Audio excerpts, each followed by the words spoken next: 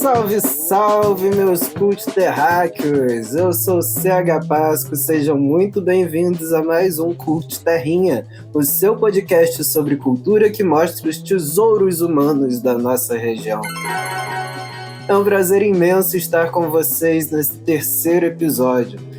Aliás, você que está aí ouvindo esse podcast e que ainda não segue a nossa página no Instagram, corre lá que a gente tem muito mais conteúdo lá, @cultterrinha. Segue também nossa página no Facebook, no YouTube, no Spotify. Ativa o sininho para ficar por dentro dos nossos novos episódios. Toda quinta-feira, a partir das 19 horas, uma entrevista inédita com um artista ou agente cultural do interior do estado do Rio de Janeiro. Por enquanto tem sido artistas, né? A agente cultural vai chegar aí daqui a pouquinho, né? Se bem que o pessoal que está sendo entrevistado aqui é uma galera que faz de tudo, né? Então eles são artistas e agentes culturais também, né? Essa coisa assim.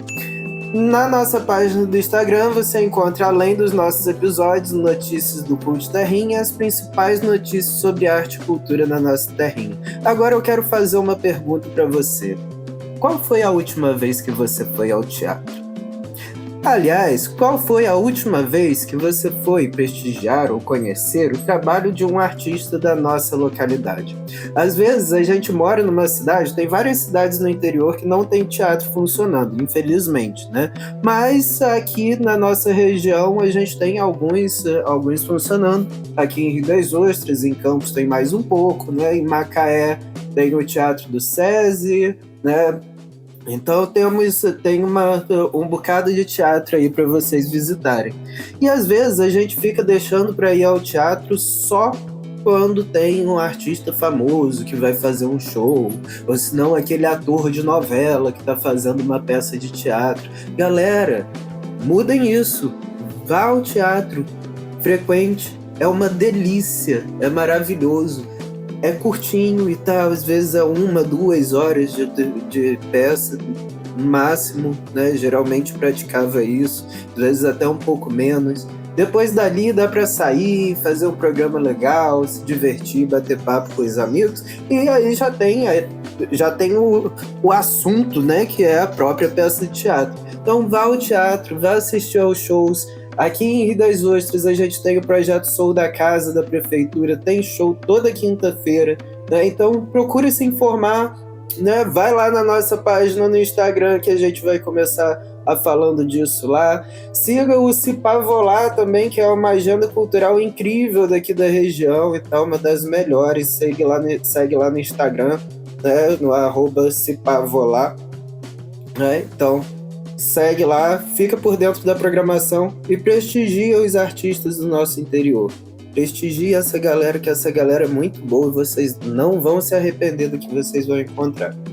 Mas hoje a gente vai falar com uma pessoa do teatro há muitos anos, por isso que eu tô perguntando isso para vocês, né?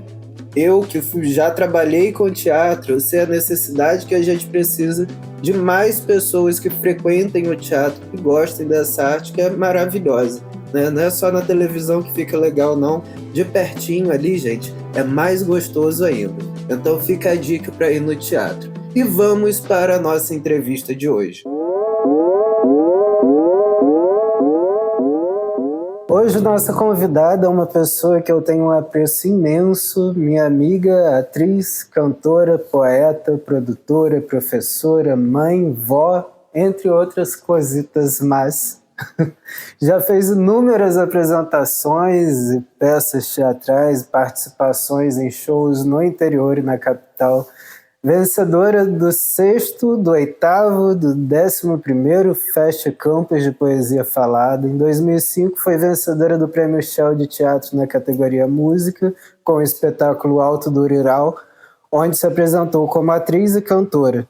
Nos palcos desde os anos 1970, participou de peças como Feriado Nacional, a Ópera do Malandro, a Arena Conta Zumbi, o Blá Blá, premiado no Festival de Teatro de Macaé, As Bodas do Rei, entre outros. Tenho grande orgulho em dizer que aprendi muito com ela no Sarau das Pretas e no Abalô de Abadô, que tive o prazer de produzir. Inteligente, forte, potente, competente em tudo que faz. Estou falando dela, Adriana Medeiros. Tudo bom? Tudo bom, eu sou isso tudo, nem sabia.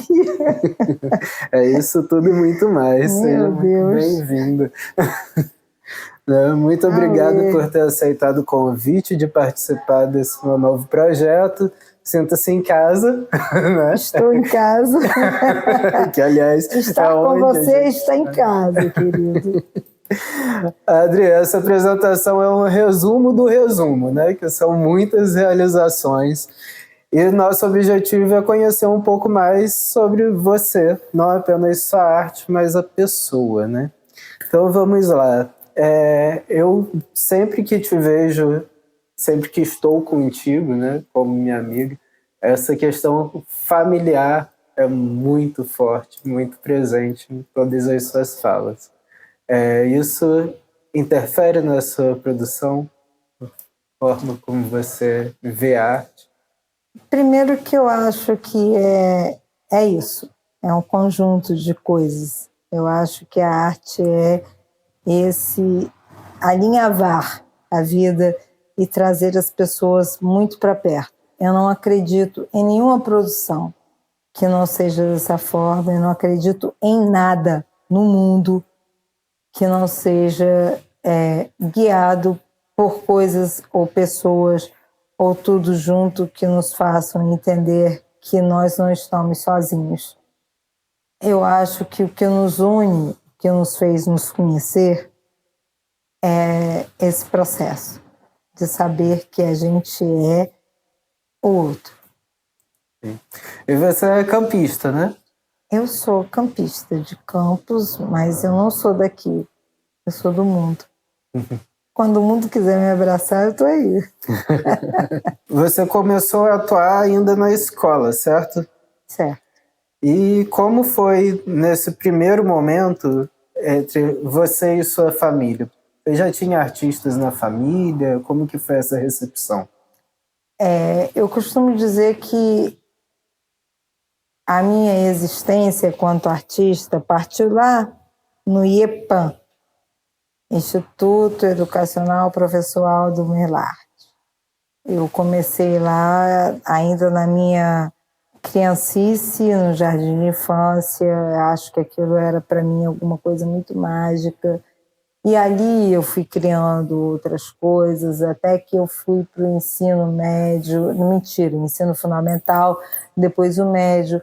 Lá tinha um Orfeão, no Orfeão tinha Tia Vânia, que era uma regente maravilhosa, era uma personagem que regia um coro lindo, lindo, e que eu me via naquilo. Eu sabia que aquele tapete vermelho era para mim, sabe? Que eu podia caminhar por aquele lugar e que eu ia chegar em algum lugar, que pode ser lugar nenhum, pode ser todo lugar, mas que era ali que eu podia dizer os poemas, era ali que eu podia ter as músicas, porque era a minha Disney, eu acho que era assim. E ali você já começou com os seus poemas? Os meus poemas não. Era Vinícius, era Mário Quintana, fragmentos de letras de Tom Jobim, enfim. Ali foi construindo uma história na minha cabeça que eu tinha muita certeza que eu podia transformar aquilo num grande espetáculo. Eu acho que ali eu sabia que isso ia acontecer. Foi ali que você tomou essa consciência de artista, então. Eu acho que ali eu tomei consciência do que é ser gente. E gente não moldada para ser alguma coisa que te traz benefícios apenas. Mas gente que sabe que a arte é alguma coisa que é muito maior que isso. Você tem que ser artista em tudo no mundo.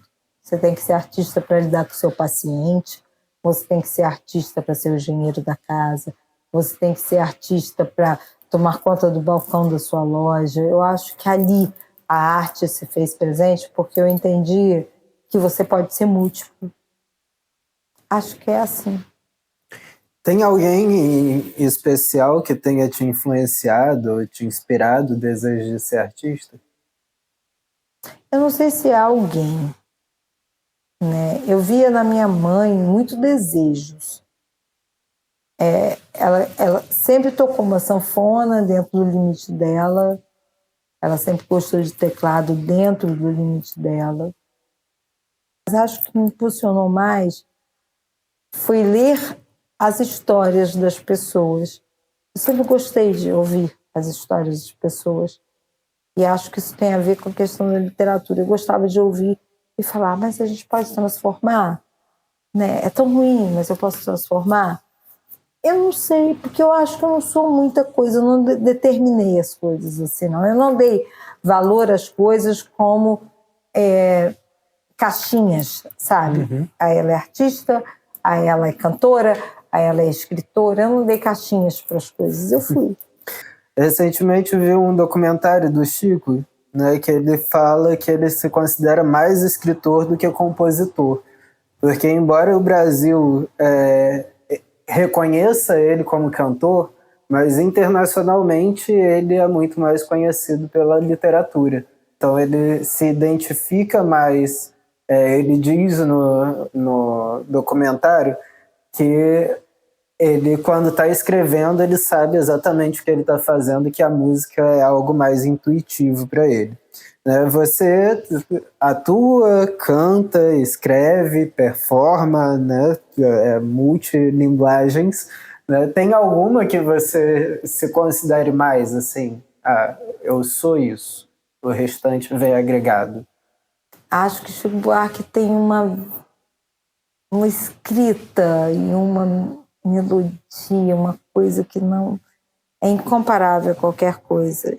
E desde menina eu escutei muito, não só ele, como muitos outros, mas ele foi alguém que me fez querer entender um monte de vida, um monte de construções, um monte de Beatrizes, um monte de retratos em branco e preto. O Chico me fez isso na cabeça.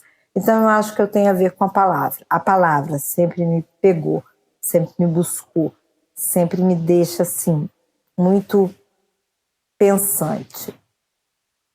Mas dessas coisas todas,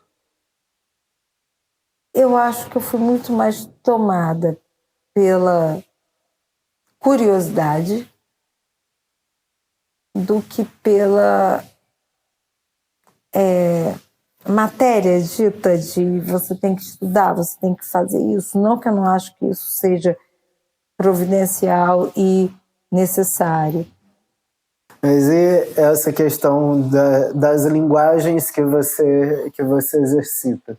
Tem alguma que você se considere mais? Atriz, ou performer, ou poetisa, poeta, né? Que eu sei que você tem uma questão com o termo poetisa. Eu não tenho questões. Eu tenho... eu escrevo quando eu escrevo, e que está se tornando muito raro, é sempre quando respira de uma maneira muito leve. Mas entre todas as coisas, entre todas as minhas manifestações, exercícios, ofícios, que eu falo que é ofício porque é ofício mesmo, eu gosto de interpretar. Eu acho que dar vida a personagens é a coisa mais maravilhosa do mundo, porque eu não preciso ser eu. Eu só empresto o corpo, empresto a palavra, porque mesmo sendo escrita, ainda é assim a palavra que eu digo. Ela vem de mim, ela sai de mim a partir do momento que eu tenho que intercalá-la com o meu pensamento, né? Então eu acho que de tudo que eu gosto no mundo, eu gosto de interpretar. Eu gosto de interpretar quando eu estou dando aula. Quando eu dou aula, eu não sou eu. Quando eu dou aula, eu sou a professora, a mãe de Caião. Eu costumo dizer isso. Quem é que é professora? A mãe de Caian, porque precisava sustentar este menino, porque ele precisava crescer, ter escola, não sei o quê, porque senão não seria professora. Eu seria só atriz. O que é só atriz? Ser atriz é aquela pessoa que vive com isso e disso. Vive da arte e para a arte. Eu não tive essa oportunidade. Eu não tive esse tapete vermelho que me estenderam lá atrás. Olha que loucura. Eu não tive. Mas eu vou para a sala de aula e sempre falo isso para os meus alunos, quando eles me perguntam, quem está aqui é a mãe de Caian. E o Caian tem 33 anos, eu ainda vou trabalhar pensando nele, olha que loucura. Quando eu fiquei grávida, eu já tinha passado em concurso. Aliás, eu já tinha passado em um anteriormente, que eu abri mão, porque eu queria ser atriz. E logo depois veio o concurso para Campos. E foi a mãe de Caian que assumiu esse estado, esse lugar. Porque eu falei, bicho, como que eu crio uma criança sendo atriz num país que eu vivo, numa cidade que eu vivo, que não dá nenhum valor à cultura, até hoje, não dá mesmo, né? Não a cultura que eu acho que seja dessa maneira, não o trabalho que eu seja dessa maneira. Agora a gente tem uma faculdade no IFE que é para professor, mas estou falando de ator, tá? Eu estou falando de quem que está na cena, não estou falando de quem quer ensinar aquilo que não sabe, mas quem está na cena. E aí eu não tinha isso, e eu falei, caramba, eu vou ficar aqui um tempo e eu vou digerindo isso, vou fazendo isso, porque aí eu tenho um salário, que aí eu posso pagar a escola do meu filho. Mas eu achei que fosse só um tempo. São 34 anos. É mais tempo do que talvez alguém que esteja me ouvindo tenha tempo. Aí me perguntaram, talvez, ou me perguntam, talvez, você perdeu tempo? Não, eu não perdi tempo. Eu também procurei educar outras pessoas dentro disso, né, desse fazer teatral. Eu procuro dar às minhas aulas alguma coisa mais sublime, eu acho que é sublime a palavra, do que ser tão literal, embora eu seja da literatura. E eu fui fazendo desse meu aprendizado, porque você não para de aprender, alguma coisa que me faça transgredir. É difícil nessa política, é difícil nesse momento. Nesse momento, então, é muito difícil. Mas foi difícil sempre. Durante esses 30 anos eu não tive um momento para dizer assim, nossa, foi maravilhoso. Nossa, agora eles resolveram alguma coisa dentro desse conteúdo. Não tem. É tudo ali, entendeu? Vamos fazer igual, vamos fazer igual. O igual não está dando certo.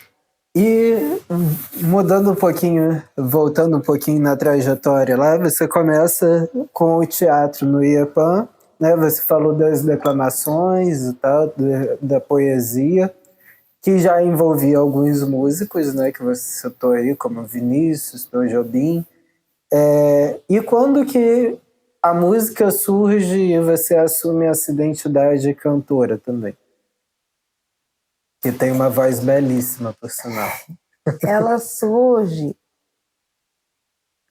Eu acho que, na verdade, lá no meu âmago, aquela coisa de útero, eu sempre quis ser cantora. Porque a minha casa era uma casa muito musical por causa da minha mãe. Eu tenho muitos vinis até hoje.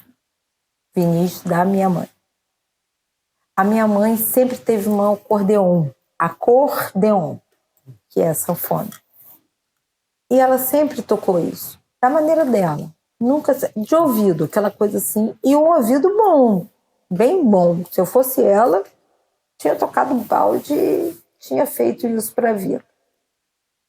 E cantar era uma coisa que ela ficava cantarolando, mas que não fazia. Depois ela veio com o teclado. E isso eu estou falando de quando eu tinha talvez 9, 10 anos. E lá estava eu escutando isso o tempo inteiro.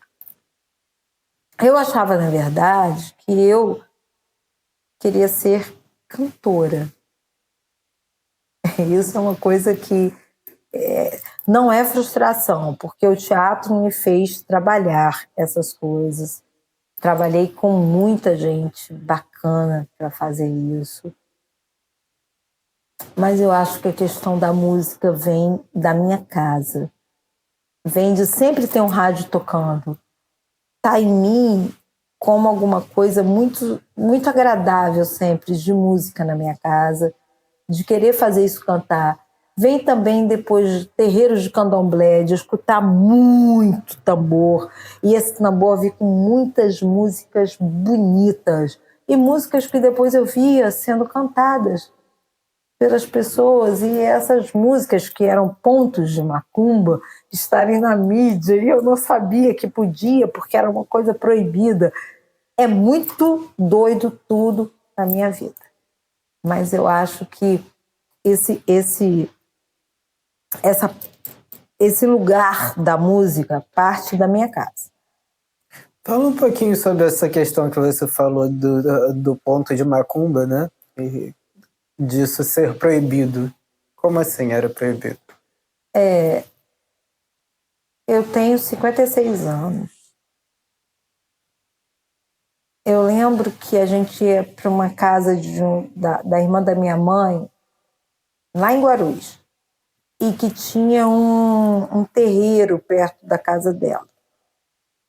As pessoas dessa casa, algumas pessoas iam para o terreiro, mas a gente não podia ir, porque não pode. Não, mas o tambor era uma coisa que ecoava, que era muito próximo, né? E que não podia. E aquilo mexia muito com a minha cabeça, mexia muito com a minha existência. Eu falava, nossa, tem tudo a ver com esse lugar que eu estou. E era proibido. Hoje, a gente tem chamados de matrizes africanas.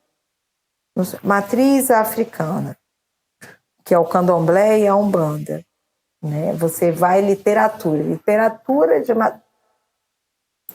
na minha opinião, é uma literatura, e porque é feita por negros, é de matriz africana. Ora, Mia Souto não é negro. Ele é branco. Mas ele nasceu na África. Porque a África é um continente, não é um país. Então a gente tem que se tocar disso.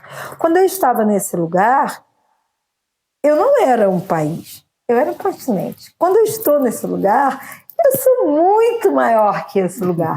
Quando o tambor bate em minha cabeça, quando o tambor bate em minha cintura, em minhas pernas, em minha saia, eu sou muito maior do que isso. Quando eu tenho que trazer isso para meu território de literatura, para meu território de música, eu também estou bebendo nesse lugar. Mas esse lugar também está em mim. Eu não consigo conceituar. Eu não consigo conceituar. Eu não sei de onde vem. Eu sei que eu tenho vontades. Eu sei que eu leio, né? E as pessoas que leem falam que elas são ou leitoras desse espaço, pesquisadoras desse espaço. Eu sou uma curiosa desse espaço, porque eu acho que as pessoas começaram a colocar tantos rótulos para as coisas que eu me perco. Eu gosto. Dá para gostar e não ter rótulos? Eu gosto de ver a minha mãe tocando a sanfona da maneira que ela toca, e isso me traz coisas muito sertanejas, muito terra. Eu gosto de quando ela bate uma panela com muita força zangada. Isso me faz lembrar muito um tambor, embora aquilo seja agudo. E eu falo, se ela pudesse estar no terreiro, ela ia estar batendo com muita força. Então eu acho que a gente vive num terreiro. Só as pessoas não entendem isso. Você é uma ávida consumidora de arte, né? Não só de teatro, não só de literatura. Eu que te conheço um pouco mais, sei que você vive indo ao teatro, adora ir a exposições, gosta de ver filme, ouve muita música. Isso você acha que é essencial para o seu ofício enquanto artista? Essa experiência? Isso não é essencial. Isso é ser artista. Se você não faz isso, você não é artista. Se você não frequenta museu, se você não vá ao teatro, se você não escuta música, se você não prestigia quem é você, porque eu acredito que eu sou você, se eu não valorizo o produtor, se eu não estou no território daquele que canta, daquele que apresenta música, eu não sou artista. Se eu não estou artista, eu não sou. Eu tenho que estar nos lugares. E o lugar é o lugar. O cara tá tocando, é muito ruim. Eu vou lá ver o que é. Dá licença, porque eu vou ver o que é. E eu sou essa pessoa. Eu já tive comigo pessoas em cena que nunca fizeram nada. E eu falei, você faz, você escreve, você sente que você está escrevendo. Esteja comigo, venha comigo para esse momento. Cara, todo mundo é artista. Todo mundo. Porque isso é humano. Se emocionar é humano. Arte é emoção, arte é estudo? É. Que vai ter os PhD, falando que eu sou doido. É humano. Tem que ter um elan, que eu não sei. É uma coisa que deixa na gente, assim, uma vontade de ser diferente, sendo igual. Só que o outro não sabe que é diferente. O outro ainda não entendeu. Porque para ele foi dada uma regra. Eu nunca tive regra. Eu não sei o que é isso. Porque eu nunca me deixei levar. Eu sou filha do meio. Então eu nunca acreditei que ninguém... Ele não tem talento nenhum. Tem talento para não ter nenhum. Entendeu? Qual o propósito que você tem na vida? Nenhum. Esse é o propósito. Não tem propósito nenhum. Eu sou essa pessoa e as pessoas não acreditam que eu seja assim. E eu sou assim. E ainda tem mais. Eu sou instrutora de yoga. Imagina eu falando com meus alunos de yoga na maior calma do mundo. Se vocês querem pensar no Sankopa, vamos lá agora. É o propósito que vocês têm. Se não tiver propósito nenhum, também é um propósito. Eu tenho certeza que eles pensam. Ela é doida. Eu não sou doida. Eu sou o que as pessoas não têm vontade de ser. O que elas gostariam de ser. Não sou. Eu não tenho problema em ser eu mesma. Eu tenho problema em que o outro não me veja como eu sou. E eu sou artista pra caramba. Porque eu sou gente pra caramba. Se eu não fosse gente pra caramba, eu não seria artista. É isso, Paulo. Carlos. Adri, tem algum trabalho que você tenha feito que você considere mais relevante na sua carreira, mais emblemático, assim? Nossa. Todos eles? Eu não gosto muito de pontuar trabalho, não, porque eu acho que cada trabalho é um trabalho, né? Mas eu acho que Bodas do Rei foi um trabalho muito, muito pontual na minha vida. Ele não foi pontual só porque eu viajei muito com ele. Ele foi pontual porque eu acho que foi uma personagem muito bem escrita pelo Paulo Marcos de Carvalho. Foi um trabalho que eu me dediquei muito, foi um trabalho que eu consegui alguma coisa que as pessoas em Campos não conseguiram nunca, que foi viajar para o grande centro, estar no Rio de Janeiro, fazer Glaucio Gil, fazer tantos espaços que a gente fez, né? A gente fez coisas que a gente não esperava com esse trabalho, no sentido de estar nos lugares, de levar esse espetáculo para outros lugares, né?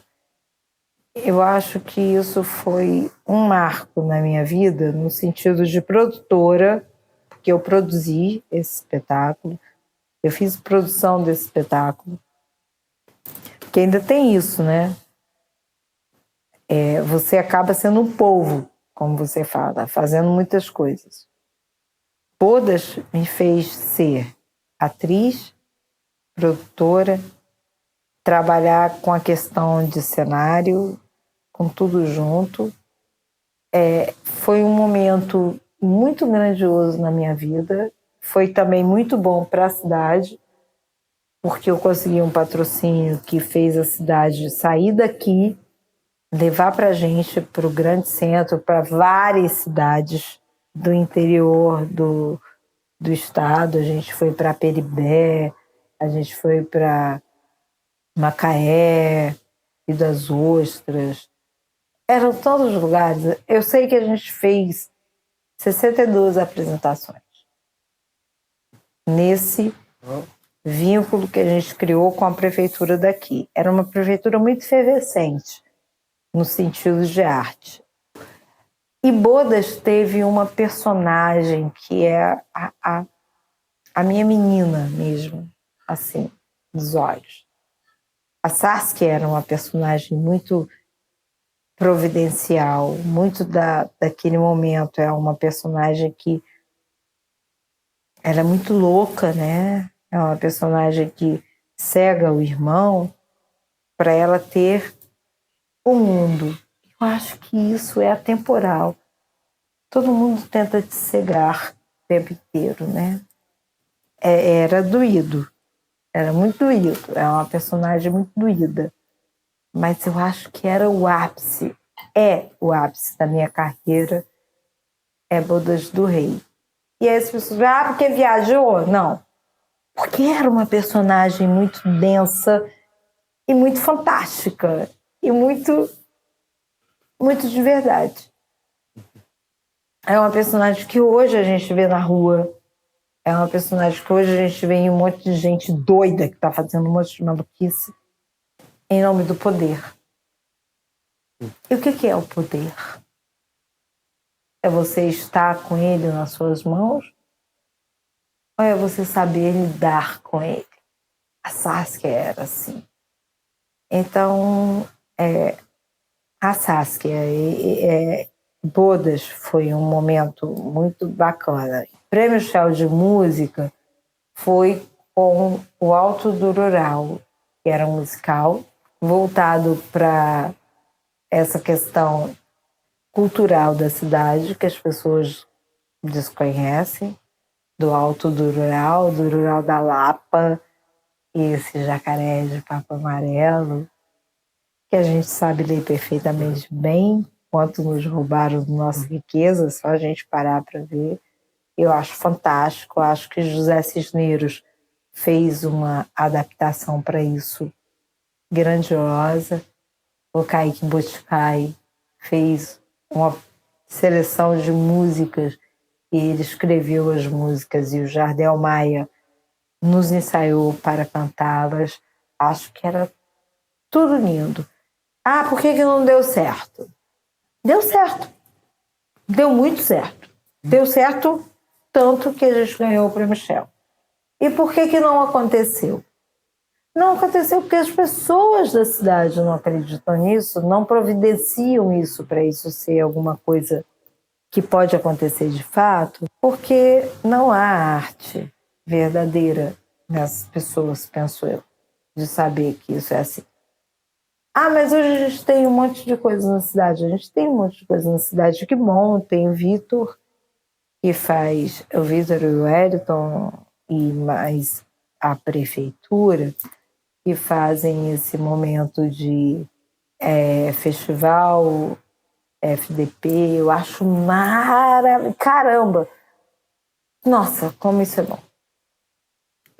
Só explica para os nossos ouvintes aí o que é o FDP. O FDP é o Festival Doces Palavras, que mistura a cultura da cidade com os doces que a gente tem e que traz para a cidade tudo que a gente faz de efervescência na literatura, na cultura, na cidade.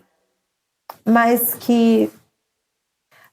eu acho tão bonito, eu acho que é uma coisa tão maravilhosa.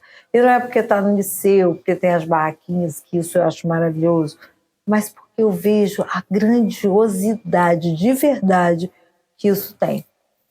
E a preocupação que eles têm de fazer isso de maneira muito transparente, né? Para a gente saber o que é.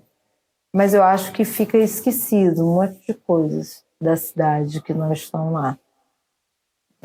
A cidade... E tem um monte de coisas que eu acho que a cidade precisa melhorar.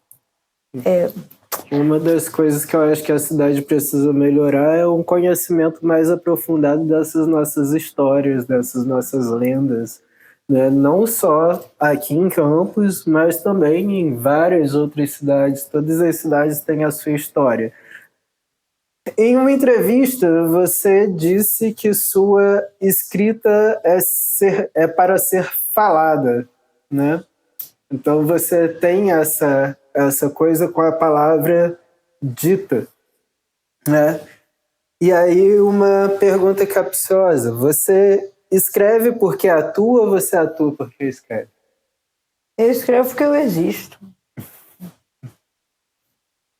Então, existir me faz escrever. Se alguém vai ler, eu não sei. É assim que é. A gente lê, né? Alguns dos seus trabalhos passam pela questão religiosa, não como uma propaganda ou um foco específico nisso, então vou fazer para a questão religiosa, mas como algo natural, que faz parte de você. No Abalô de Abadô, por exemplo, essa influência fica muito clara na escolha do repertório, né? Fala um pouco sobre essa influência da espiritualidade na sua produção, porque o Abalô, assim como o Sarau das Pretas, não foram textos que você foi convidado a fazer ou que fizeram para você, mas foram textos, não o texto todo, mas foi uma ideia que saiu de você, partiu de você. Eu acho que eu tenho muitos pedidos do universo para eu tornar as coisas evidentes, vistas, presentes. Eu não fiz Abalô de Abadô pensando em nada a não ser colocar para as pessoas que as pessoas do terreiro estão no mundo e elas precisam ser vistas. Eu gosto muito dessas questões. Eu gosto de colocar essas questões em pauta e a música faz isso de uma maneira tão bonita, né? Que a gente não precisa de muitas palavras em torno disso. Abalô de Abadô é minha consagração em mim, sabe? Abalô de Abadô é minha vestimenta, que eu nunca botei no terreiro. É meu escutar de tambor, para mim, que eu nunca estive no terreiro. E como é bom poder fazer isso, como é bom ter essa gentileza do universo para poder fazer isso. Eu gosto de mexer com isso, não é mexer para poder, vou provocar o outro. É mexer com isso sabendo que eu estou me dando a oportunidade de existir como ancestralidade. Eu acho que as pessoas... Acho, é muito bom, né? Porque achismo é ciência não comprovada. Então, vou comprovar para vocês uma coisa. Estou no mundo, sou do mundo e quero fazer o mundo acreditar que eu existo porque tem uma história antes de mim. Abalô de Abadô é isso, é uma história antes de mim. Abalô de Abadô não parou ali. É meu leque, é meu vestido, é minha história, é tanto de mim que as pessoas não sabem. Um presente que foi me dado pela energia, eu retribuí da maneira que pude e que é muito caro para mim até hoje, porque é lindo, Eu tive você para poder fazer a minha produção. Eu tive a minha cabeça, eu coloquei uma coroa imensa na minha cabeça para fazer isso, porque era de verdade aquilo. Era muito de verdade. É tão de verdade que eu sentei agora na ponta da cadeira para poder falar para vocês. Era muito de verdade. A Balô de Abadô é o melhor de mim. E vocês não sabem do que eu estou falando. A Balô de Abadô foi um show que eu fiz cantando para muitos orixás e colocando no palco comigo pessoas que não acreditavam nisso. Sabe o que é? Vocês não sabem o que é. É bom pra caramba. Porque eles tocavam com uma energia, que era a energia que eu queria, e era muito bom, assim. Acho que eu mexi com muitas coisas ao fazer a Balô de Abadô. Pesquisem o que é a Balô de Abadô. Que é para Oxum, é para essa deusa que me faz ainda estar aqui falando com vocês, né? E falar também é uma coisa vinda de Oxum. E é muito bom falar com as pessoas para saber o que existe dentro disso. E tem uma outra coisa, que é quando você movimenta essa energia. Quando você movimenta essa energia, você tem que estar na sua casa. E sua casa não é só um território que você pode tocar. É um território muito mais humano. É um território de águas, de lágrimas. Tudo que eu fiz na minha vida inteira foi muito chorado. Deve ser porque eu sou de Oxum. É muito chorado. E eu digo para vocês, a Balô de Abadô foi um choro, como o Sarau das Pretas foi um choro para eu construir uma história. Quando a gente escuta, estou no podcast, não sei o que é, pense em você trazer para o seu território toda a fala preta, tudo que é de preto. Que as pessoas falam, ai, é blá, blá, blá. Vista essa cor, que não é cor, é existência, vista isso. Aí você vai saber do que eu estou falando. E era uma energia muito grande, assim. Um momento que eu não esqueço jamais do Balô de Abadô foi o momento que a gente estava lá em Quissamã, no terreiro, né? Porque ali é terreiro, ali é terreiro. Né? Ali não é lugar não, ali é terreiro. Lá na Machadinha, e que em um dos momentos do espetáculo vocês cantavam Yansan, cadê Ogum? Foi pro mar, mas Yansan, cadê Ogum? E começou uma tempestade que invadia o lugar. E o lugar, quem não conhece, é tipo um galpão e tinha portas e janelas para os dois lados. E dá-lhe bater. A gente precisou correr e fechar tudo e a água envolvia e a gente não se deixou esmorecer por isso, todo mundo curtindo. A gente fechou o espaço todo, mas a gente continuou com isso. Anteriormente a isso eu falei o quê? Que é energia. Não existe nada sem isso. Se a gente não sabe movimentar, e eu acho muito bacana, né? Talvez eu não tivesse pedido licença, eu acho que eu sempre peço. Mas aquele momento ali era tão grandioso para mim. É grandioso porque você executa um trabalho, é grandioso porque você tem pessoas que não acreditam nisso. Isso é mais grandioso. É grandioso porque você sabe na sua essência o que você está fazendo. E é mais grandioso porque ela chega louca e faz todas as janelas bater, todo o ar movimentar. Porque os orixás são energias, né? E parece que a gente está movido a uma coisa satânica, né? Quando você fala que você fez um trabalho e que esse trabalho seu de performance, de teatro, de não sei o quê, tá movendo. Por isso que não deu certo. Deu certo para mim a vida inteira. Nunca deu errado. O que deu errado foi a energia do outro.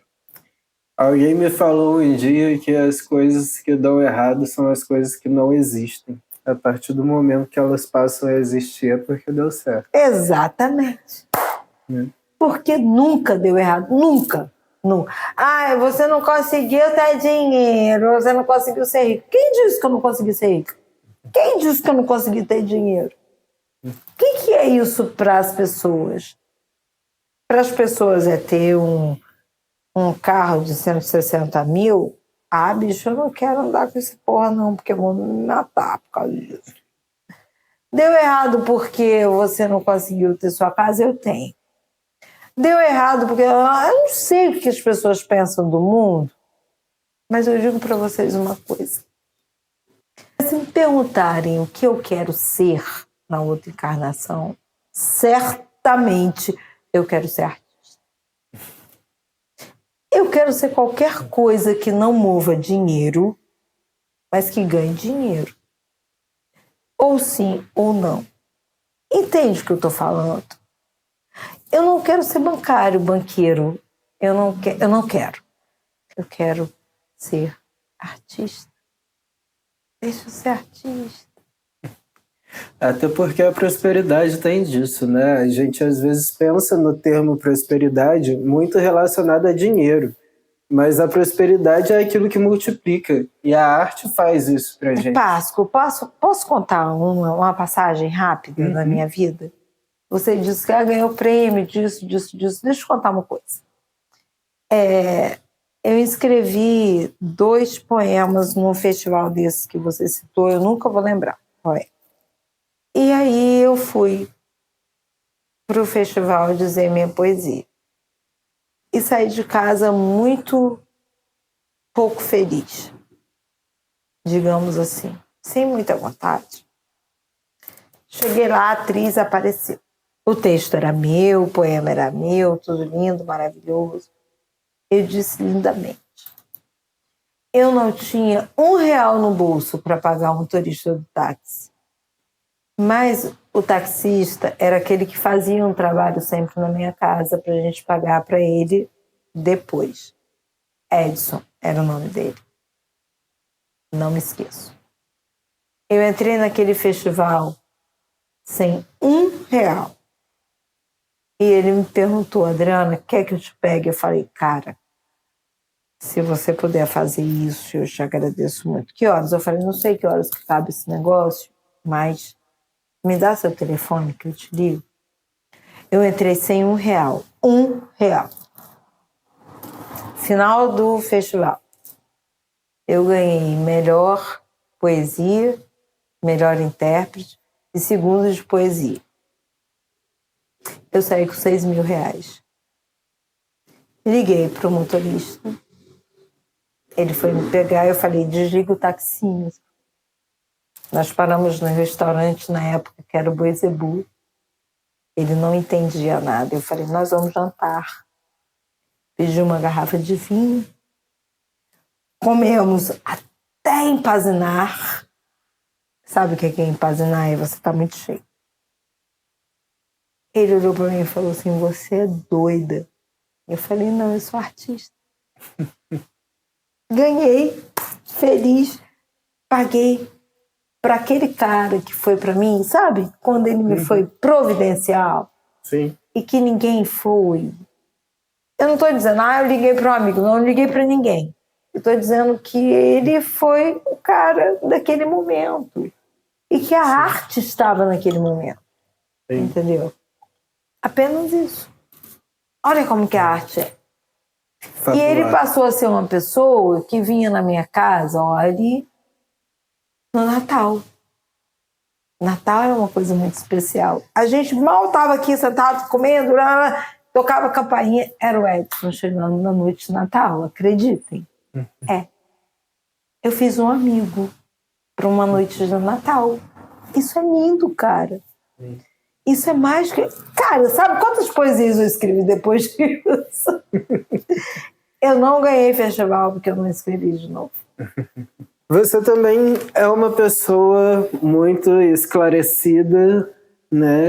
Principalmente em questões políticas. A gente vai caminhando agora para falar um pouco mais sobre mercado de arte, né?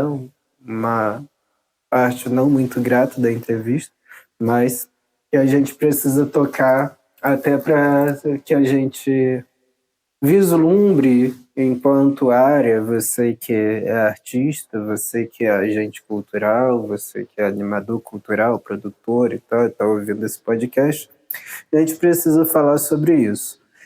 A questão, a atividade política,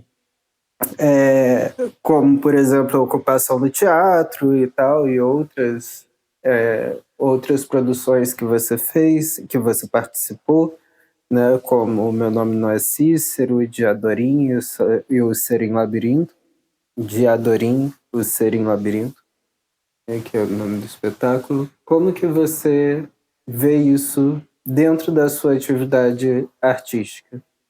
Qual a importância que isso tem dentro do seu fazer artístico, do seu ser artista?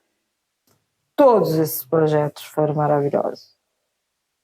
Encarnar Diadorim num texto de Dona Rete Sendra é um presente. É muito bom você fazer alguma coisa de alguém que está vivo, com alguém que você pode dialogar. Um texto louco, fudido, assim.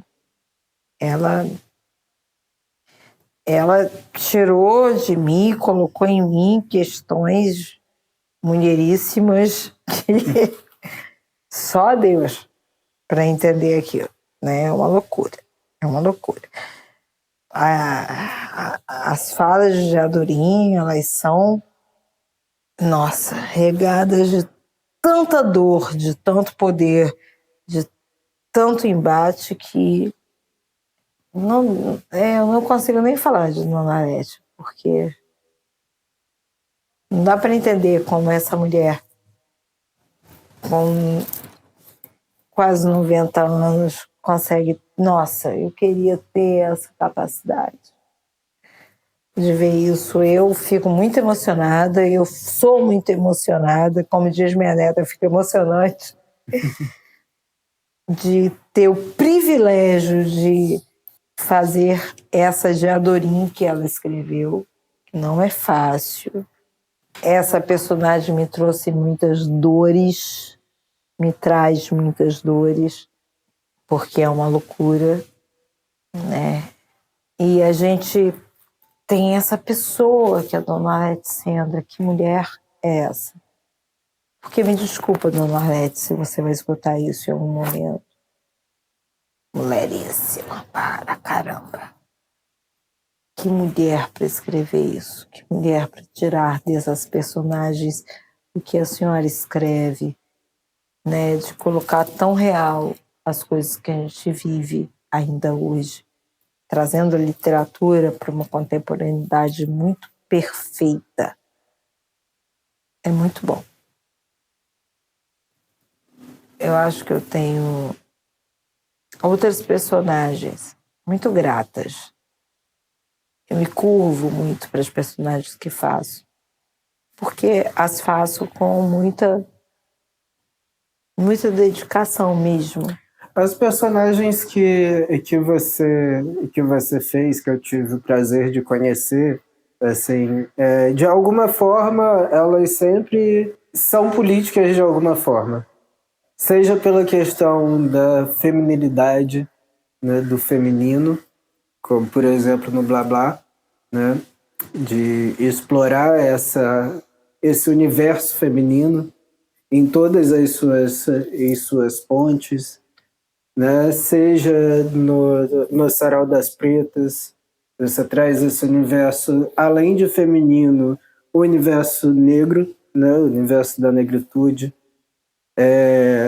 No Diadorim, que eu não tive prazer de ver, mas que conheço um pouco dessa história, né? Como que é essa relação ela foi algo que você buscou ou foi algo que aconteceu? É algo que aconteceu. E que aconteceu para me dar muito chute, né? Eu falo que eu tive chutes na vida. É muito bom saber que não é uma brincadeira. Tudo é muito sério. Todos os personagens que eu fiz na minha vida, mesmo os secundários, elas foram muito sérias. Mas o mais importante disso é saber que todos esses personagens estavam voltados muito para uma questão política. Até hoje, quando eu faço Cícero, que eu também sou Cícero, mesmo feminino, eu sou Cícero, eu estou trazendo uma projeção para o social muito grande. Essa projeção para o social, quando eu digo, é o que é? Trazer as pessoas para entender qual é o lugar dessa mulher no mundo. E aí eu nem coloco como mulher preta, que sou, mas como mulher. É tão complicado ainda ser mulher nesse mundo. É tão complicado você chamar um Uber, por exemplo, e não se sentir ameaçada. Todos os personagens trazem muito medo, porque elas trazem muito do que é, muito do que existe, muito do que acontece. Já Dorim, esse personagem híbrido, que para mim é uma loucura, né? João Guimarães Rosa, e aí eu vou pegar um pouco da literatura, quando ele escreve Diadorim é um ser humano tão perfeito e tão imperfeito. Olha, as loucuras. Perfeito na imperfeição. É perfeito quando ele escreve, é imperfeito como a gente absorve, como a gente lê esse personagem, porque tem muitas questões acerca de Adorim, né? Ela era um homem, ela era uma mulher, não é isso que importa. O que importa é essa guerra que existe entre eles e que vai para o embate e que o Riobaldo não consegue ver nem admitir que ele estava apaixonado por Diadorim, que estava lá uma mulher vestida de homem, e ele não consegue admitir que ele está apaixonado por ela. É uma relação de amor. É uma relação de amor que não pode acontecer. Olha que loucura. Aí eu vou lá atrás, no que eu fiz, que também é uma relação de amor entre dois irmãos que não conseguem admitir isso. Eu estou sempre entre amor em todos os meus personagens. Mesmo quando eu coloco eles numa... ou que me dão essa personagem de maneira solitária num campo de monólogo, o meu personagem está sempre procurando um pouso, um amor, uma continuidade. Que o mundo diz, não pode. Por que não pode? Porque não existe. Eu tenho essa relação de amor muito grande. E é relação de amor mesmo com as minhas personagens. É esse amor que você acha que te move a fazer arte no interior? Eu não faço arte no interior. Eu faço arte para o mundo. Eu não faço arte no interior para o interior. Eu faço arte. Você acha que a gente tem mais dificuldades no interior do que na capital? Acho que temos poucos governantes pensando em artes no interior do que na capital. Só isso. E aí, quando você move a arte dentro da política, isso fica menor. Fica menor porque eles não têm a sabedoria, eles não têm inteligência, eles não sabem nada, porque eles são assim. Eles acham que é migalha. Fica migalha. Fica o toma lá da cá. Temos políticos muito ruins, sempre. E eles não movem cultura porque não foi a cultura que os colocou no lugar que eles estão. É isso. Dentre as áreas que você atua, você acha que existe uma dificuldade maior em alguma delas? Por exemplo, é mais difícil fazer música, ou é mais difícil fazer teatro, é mais difícil fazer literatura, ou todas as áreas carecem, padecem dessa dificuldade que a gente tem, em partes em função dessa questão dos nossos políticos, né, que não dão a devida atenção para a área da cultura. Acho que as pessoas não estão nem aí para isso. Isso não cabe ao governo.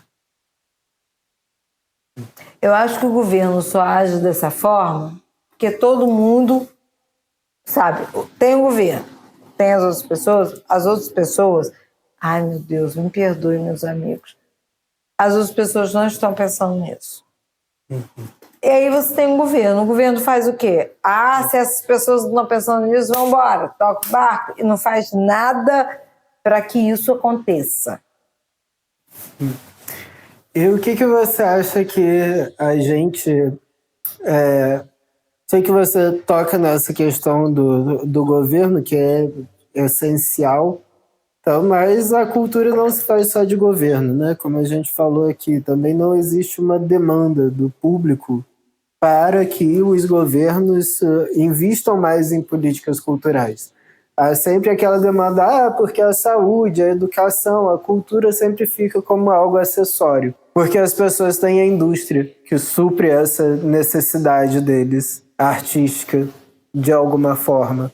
Mas falta essa valorização do que a gente tem aqui, do artista que está aqui do nosso lado. Você acha que a gente precisa também desse apoio do público, dos empresários, então, para que a cultura prospere de uma forma melhor do que a gente tem hoje em dia? Acho que se a gente tivesse uma educação voltada para isso, voltada para criar público, criar plateia, a gente não precisaria do governo de porra nenhuma. Estava tudo bem. Mas a partir do momento que a educação não faz isso, a gente precisa do governo. E o governo está cagando para a gente o tempo inteiro. Porque o governo não quer que a gente pense. Nunca. Nunca. Quanto mais alienado a gente tiver, melhor para ele. Se tem alguma coisa que eu entendi que o poder não quer, é que a gente tenha poder. A gente só tem poder quando a gente pensa. Quando a gente pensa, a gente vai ao teatro. Quando a gente pensa, a gente vai ao museu. Quando a gente pensa, a gente vai a show. Adria, a gente tem aí oferta da licenciatura em teatro no IFE. A gente tem o curso de produção lá em Rio das Ostras, na UF. Como que você vê essa movimentação, você que está tanto tempo aí na batalha, né, lidando com isso, lidando inclusive, né, com as duas áreas dos dois cursos, você vê isso como algo positivo para a região? Acho que é positivo, sim, muito positivo. Nossa, que prêmio que a gente tem com isso. Mas as pessoas precisam saber onde que elas querem estar. Porque, por exemplo, um curso de teatro como o IFE, eles dão licenciatura. Licenciatura é você ensinar. Tá ali, licenciatura. Não é para você ser ator. Então as pessoas não podem e não devem se confundir com isso. Você faz o curso de licenciatura, é para você ser professor, não é para você ser ator.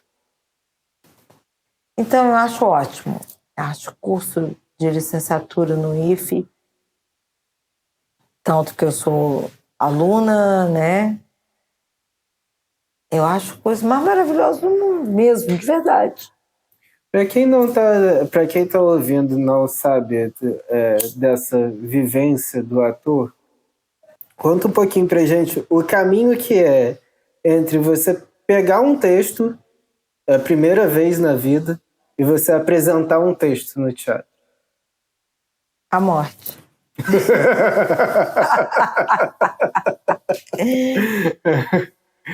Primeiro você lê o texto, depois você coloca esse personagem, assim que eu aprendi, tá?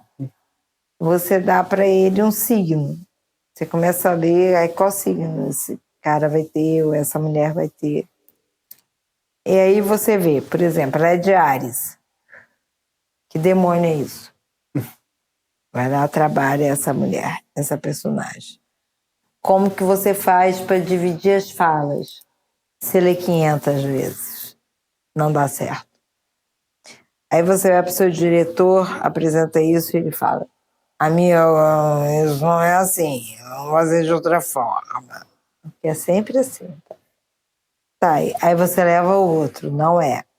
Descobrir essa personagem, para mim, já dá ela tem um cabelo assim, ela fala de uma outra maneira, os trejeitos dela, da coisa, é uma loucura, uma loucura. Você tem que criar uma pessoa, né? É uma pessoa que vai estar ali na cena e uma pessoa com todas as características da pessoa, né? Que envolve, a gente fala, eu falo sobre isso com os meus alunos, né? Quando eu falo de teatro, que é você para além daquilo que está na cena, para além daquilo que você vê, você tem que criar a memória dessa pessoa, você tem que criar a vida dessa pessoa, para a melhor palavra não seria justificar, mas seria meio que uma justificativa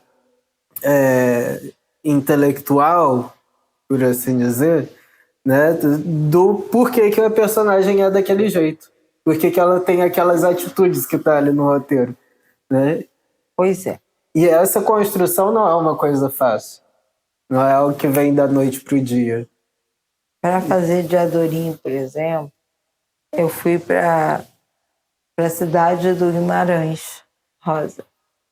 Quando eu cheguei lá, eu tomei um susto, porque era do tamanho de um ovo. Ela é pequeníssima. Ela cabe no meu olhar. Eu falei, porra, como que esse cara fez de Adorim, cara?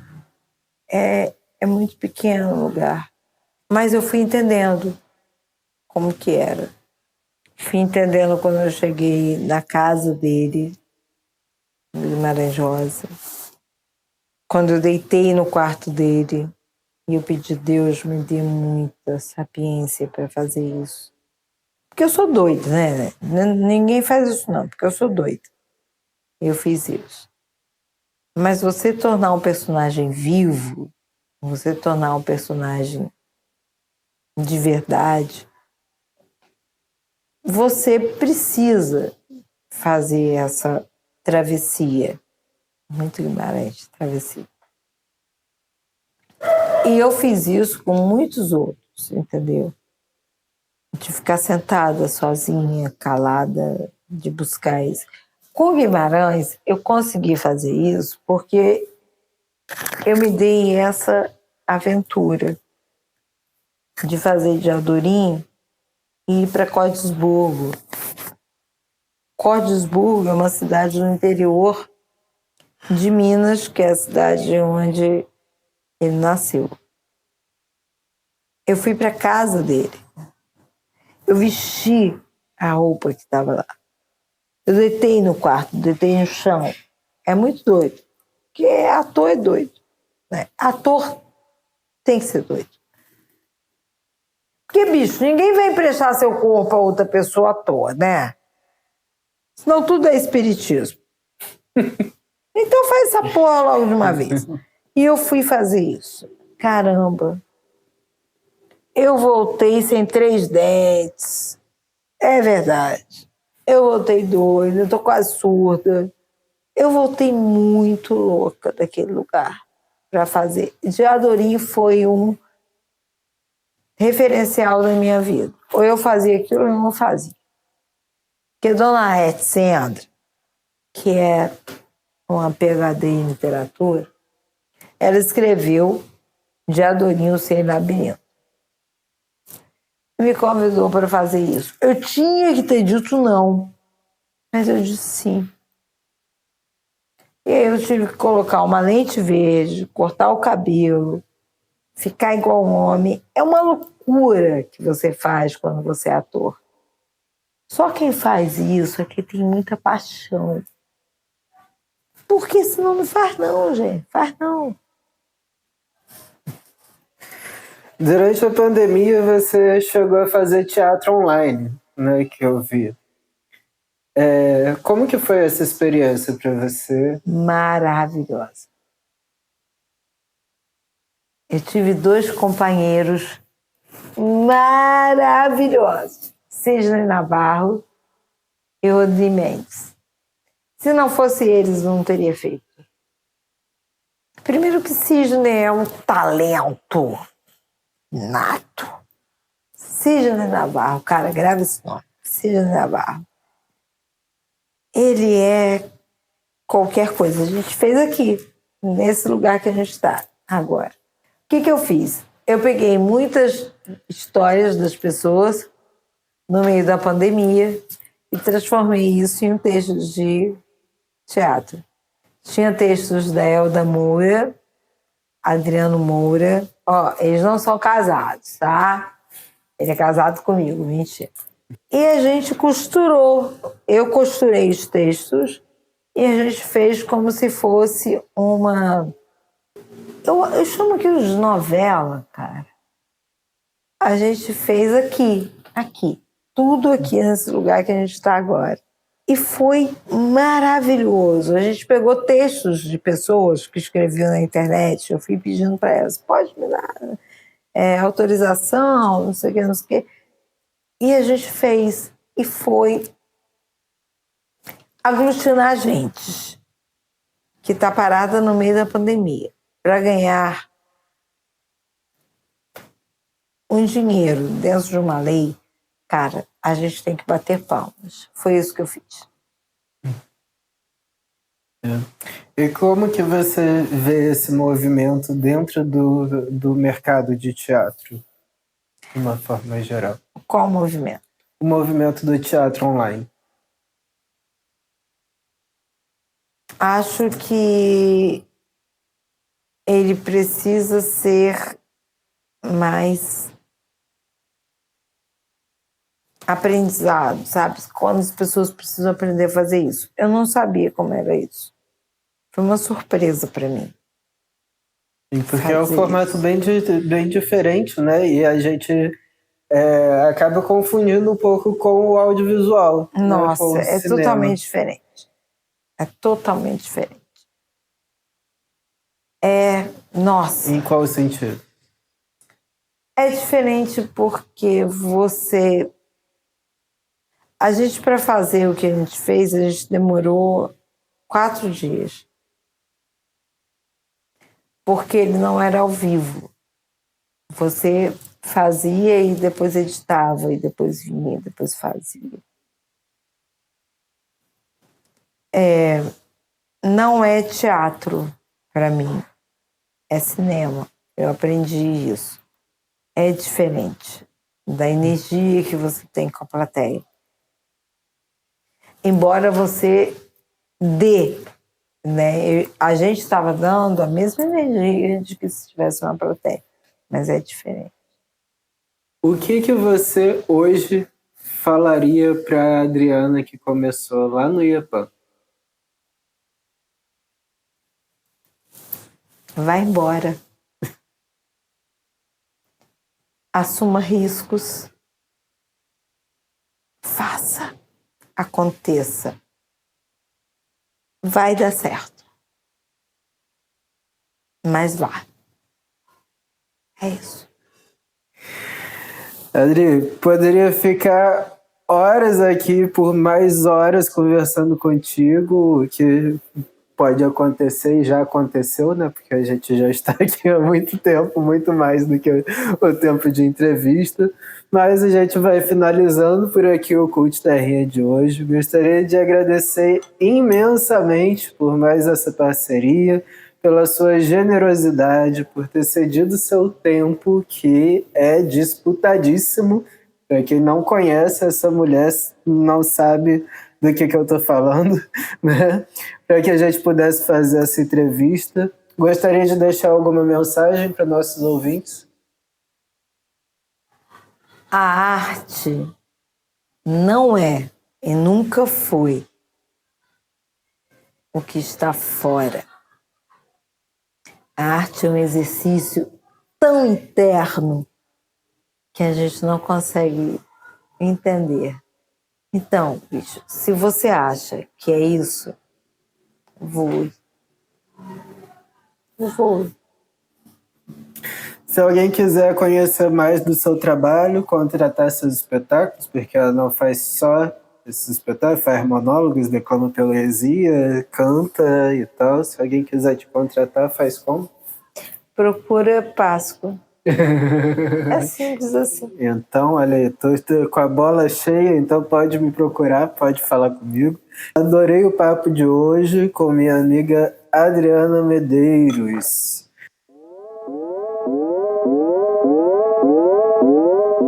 Adorei o papo de hoje com minha amiga Adriana Medeiros. Espero que também tenha gostado. Obrigado a você que nos ouviu até agora. Se você gostou desse episódio, deixe o seu like. Siga nossa página no Instagram, no @cultterrinha, tudo junto. No Facebook, /cultterrinha. Divulgue, conte para os amigos, comente, compartilhe. Isso ajuda muito. Nos ajude a fazer a diferença e mostrar que a Terrinha também é cult. Quero agradecer mais uma vez a parceria do Estúdio Garage, a música do meu amigo Rico Deluce e a edição do meu amigo Remy Gillet. Na apresentação, produção e roteiro, eu, CH Pasco, e esse foi mais um episódio do Cult Terrinha, o palco onde as vozes do interior ecoam, pintando a paleta cultural da nossa região. Grande abraço e tchau, tchau, até a próxima!